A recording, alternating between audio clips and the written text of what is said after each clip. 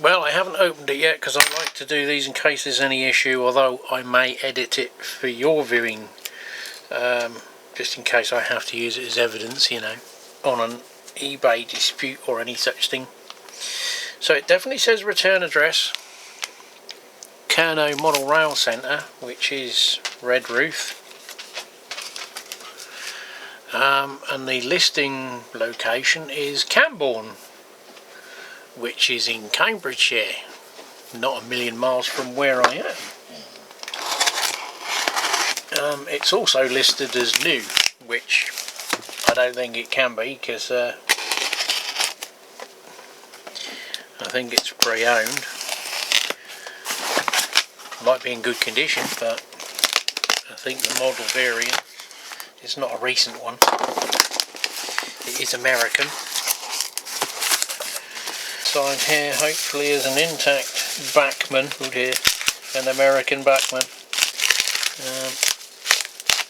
The US locomotives aren't held in the same regard as the European equivalent.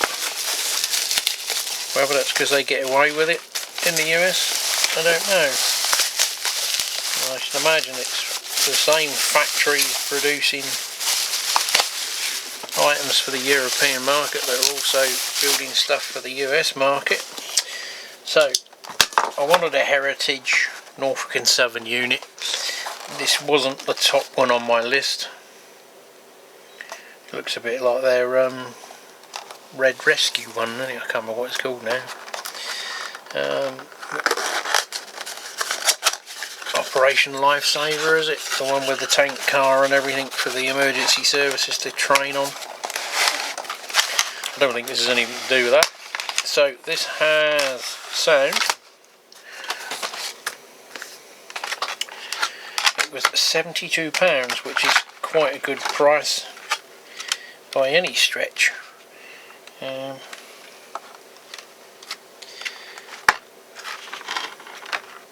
Nothing's fell off it yet. It looks quite a clean model.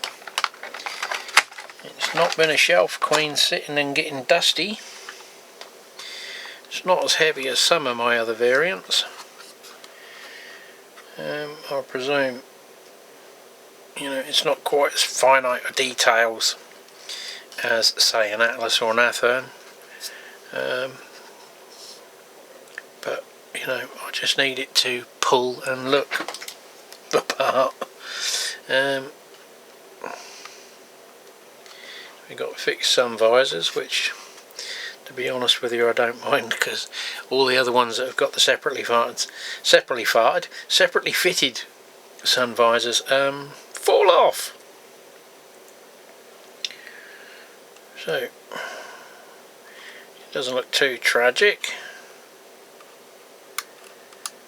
The MTU hoses are a bit not great.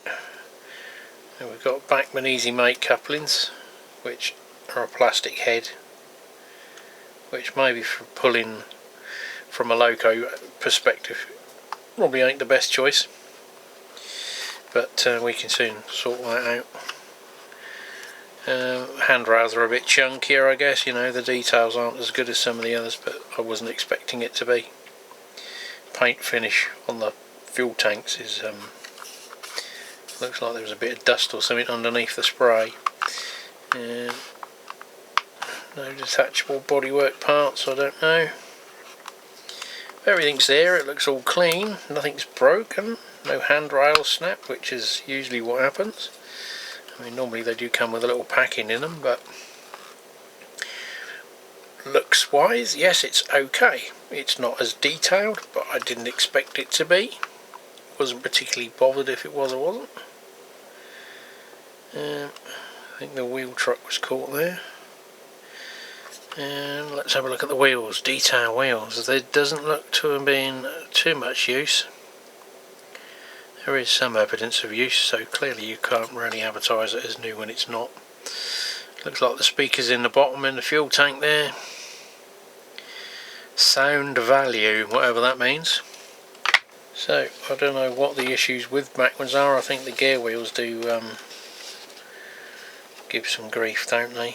But hopefully it hasn't cracked any yet. But at least they do the parts, although getting them into the UK might be a bit more challenging, but it all looks there.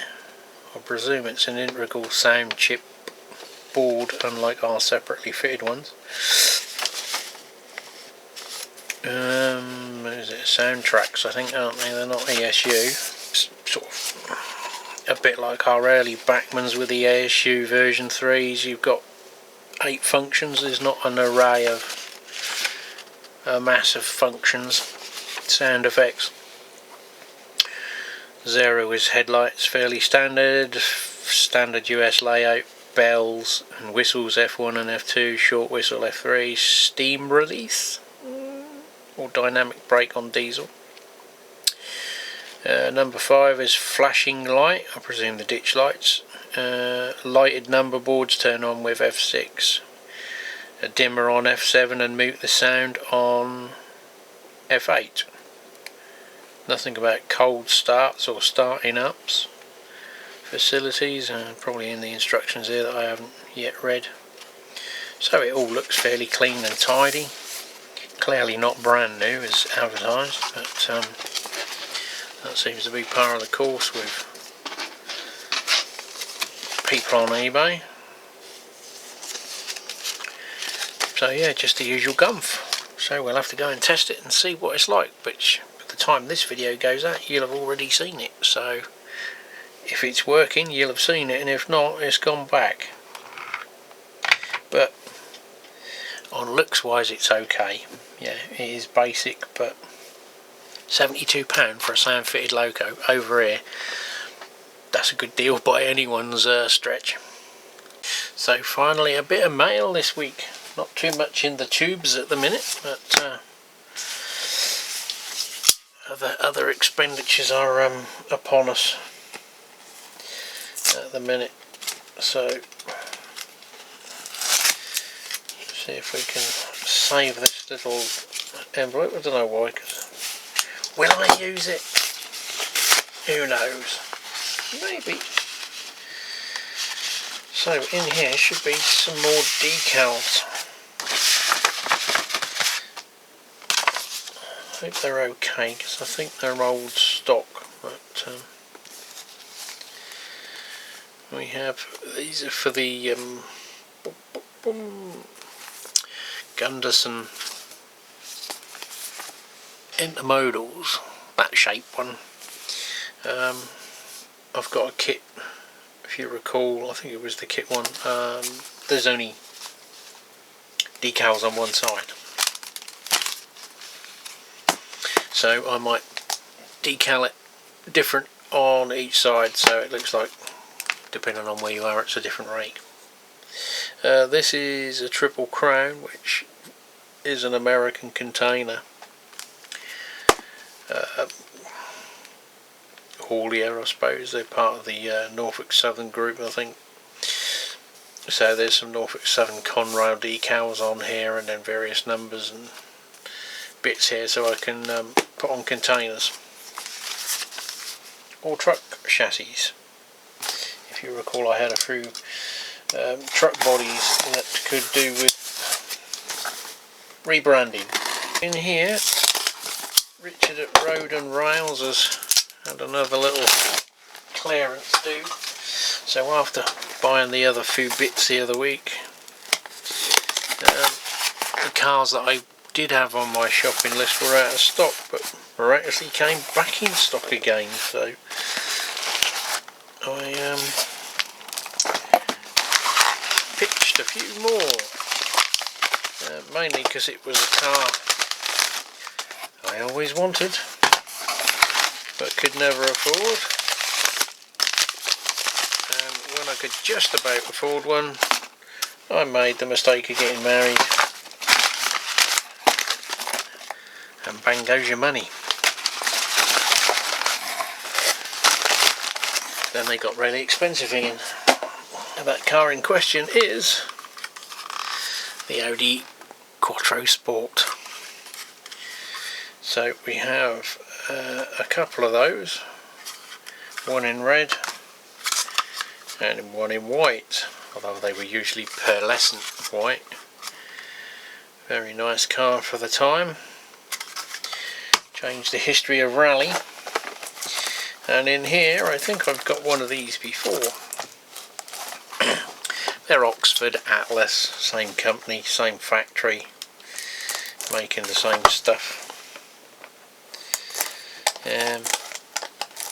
This is a Ford Cargo. You'd think these would be cheap because they're saving on a plastic case, aren't they? And here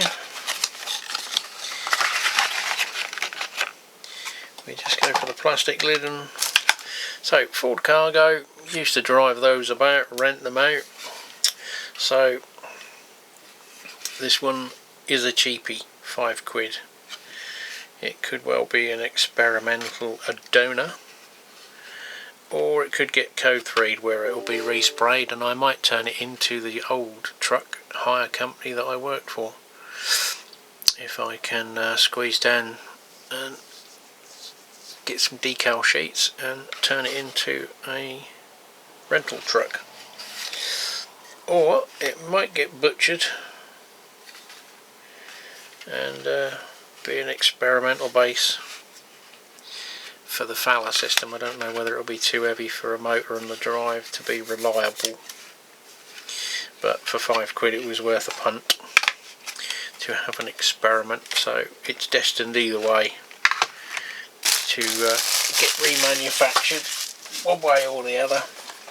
And the other thing was, I haven't seen the estate versions yet, but the old Volvos, the sedan as the Americans call them, saloons as we call them, never very popular over here, the booted version.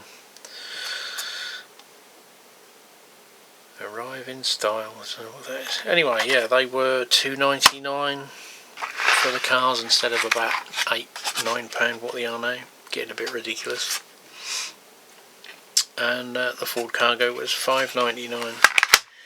And I bought myself a couple of Sugar Cube speaker kits, just for experimentation again, small speakers in small spaces, you know, and you can build the enclosures up for them. I think they come with the ASU thing here. I think you used to do these for free, the little stack packs. So got a few there. I like messing around with all my different speakers. So that's it for now. There is a couple of wagons I think inbound, but I haven't even had notification that they've been shipped yet from the weekend, so that could be it for a while for me, but not for you and the power of editing.